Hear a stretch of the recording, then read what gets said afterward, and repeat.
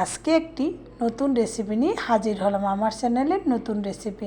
আজকে handi beef recipe rezala recipe করব, তো অবশ্যই সঙ্গে থাকবেন। আর যদি ভালো লাগে তো লাইক কমেন্ট শেয়ার আর সাবস্ক্রাইব করে পাশে থাকবেন, বেল বাটনটা অন করে দেবেন, সবার আগে নোটিফিকেশন আপনার কাছে চলে যাবে। তার সঙ্গেই থাকেন। আসসালামু আলাইকুম। নর্মাল কুকে সবাইকে স্বাগতম। আশা করি সবাই ভালো আছেন, আমিও আলহামদুলিল্লাহ আপনাদের দোয়ায় ভালোই আছি। চলে গেলাম মেন প্রসেসিংয়ে। এখানে আমি 1 কেজি পরিমাণ গোশ নিয়েছি, গরুর গোশ। আপনারা ইচ্ছে করলে খাসির গোশ দিয়ে এটা তৈরি করতে পারেন। তা আমি দিয়েছি আদা বাটা 2 টেবিল চামচ। 1 কেজি পরিমাণে যা যা মশলা লাগে সবগুলোই আমি দিয়ে দিলাম। 1 চামচ পরিমাণ রসুন বাটা, মরিচের গুঁড়া আমার পরিমাণ মতন, হলুদের গুঁড়া, ধনিয়ার গুঁড়া, গরম মশলা গুঁড়া সব কিছু আমি একসাথে দিয়ে নেব। তাই এখনও পর্যন্ত যারা লাইক দেননি একটি লাইক দিয়ে ভিডিওর সাথেই থাকবেন আর শেষ পর্যন্ত দেখার অনুরোধ রইল। তো এখন দিয়ে দিলাম আমি পেঁয়াজ কুচি 1 বাটি পরিমাণ। এখানে কিন্তু পেঁয়াজ কুচির পরিমাণটা বেশিই লাগবে। টক দই 1 কাপ পরিমাণ আমি ফেটিয়ে নিয়েছিলাম, সেগুলো দিয়ে একটু তেল দিয়ে নিলাম 1 বাটি চামচ, মানে 1 বাটি। লবণ দিয়ে দিলাম আমি পরিমাণ মতন, দিয়ে আমি ভালো করে এটাকে মেখে নেব। অবশ্যই আপনারা রেসিপিটা প্রথম থেকে শেষ পর্যন্ত দেখবেন, তাহলে আপনারা পারফেক্টভাবে এবং সহজভাবে এই রেসিপিটা করতে পারবেন।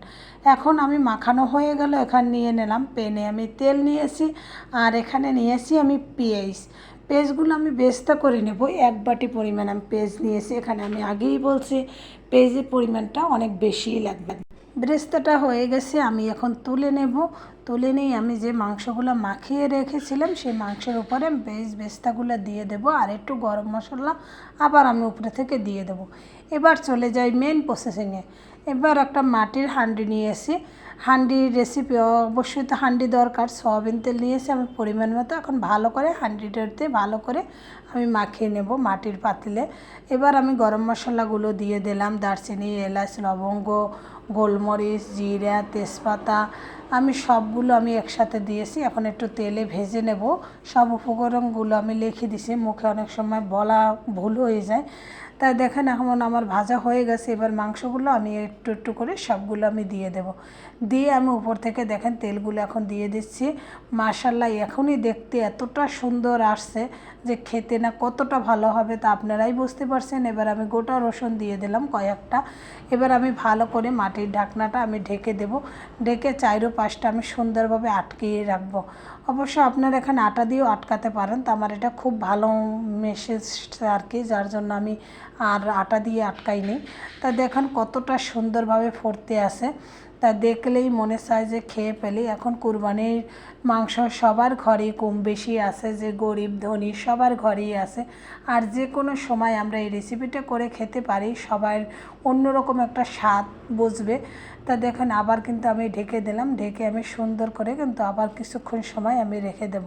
তা দেখেন পাতিলের অবস্থাটা উপরে দেখে বোঝা যাচ্ছে যে কীরকম হয়ে গেছে। তা মাশাআল্লাহ আমার রান্নাটা কিন্তু হয়ে গেল।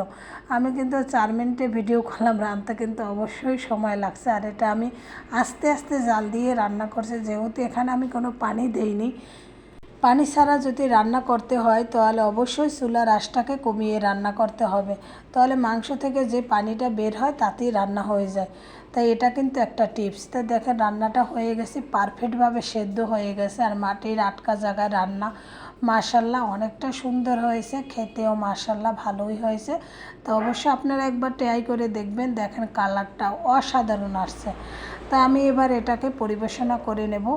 অবশ্য আপনারা এভাবে করে যদি পরিবারের কাউকে খাওয়ান তাহলে সে তো আবার খেতে চাবে। আর নতুন অতিথিদের জন্য যদি করেন তাহলে তারা তো খেতে চাবেই, আবারও আপনার বাসায় বেড়াতে আসতে চাবে। তা আমি মাংসটা দেখাচ্ছি, হাত দিয়ে একটু টিপে খেয়ে দেখাচ্ছি। মাশাআল্লাহ অসাধারণ হয়েছে, অসাধারণ। মাংসটা কিন্তু খুব সফট, কারণ আস্তে জালে সেদ্ধ করলে কিন্তু খুব সুন্দর ভালো সেদ্ধ। আর মাটির পাতিলে রান্না, তা তো অসাধারণ একটা রেসিপি। তা সবাইকে অসংখ্য অসংখ্য ধন্যবাদ ভিডিওটা শেষ পর্যন্ত দেখার জন্য। এখনও লাইক দিয়ে না থাকলে একটা লাইক দিয়ে নেবেন। আর নতুন নতুন ভিডিও পেতে হলে অবশ্যই চ্যানেলটাকে সাবস্ক্রাইব করে পাশে থাকবেন, বেল বাটনটা অন করে দেবেন। আসসালামু আলাইকুম।